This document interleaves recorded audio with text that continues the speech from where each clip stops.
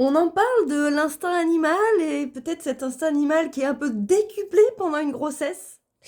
Ça fait 3 mois que je suis enceinte. Ça fait 13 ans que je vis avec cette petite boule de poil d'amour, avec Yumi. Et dimanche dernier, elle m'a fait un coup de fou.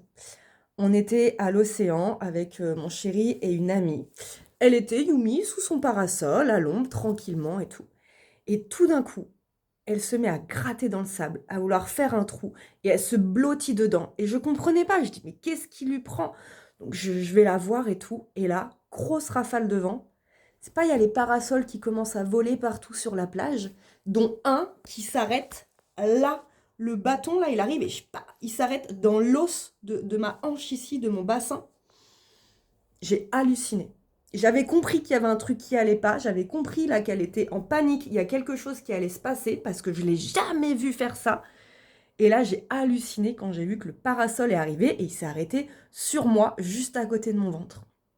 À savoir que, je sais plus, c'est quelques jours avant, peut-être 2, 3 jours avant, elle dormait à côté de moi et elle a posé sa tête sur mon ventre. Pareille chose qu'elle ne fait jamais.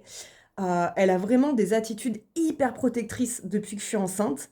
Mais là, l'acte qu'elle a fait dimanche, j'ai halluciné. J'avoue que ça a refroidi totalement l'ambiance, qu'on a pris les affaires, on est parti de l'océan. Je dis, moi, c'est bon, là, j'ai eu ma dose. Là, maintenant, je suis en panique.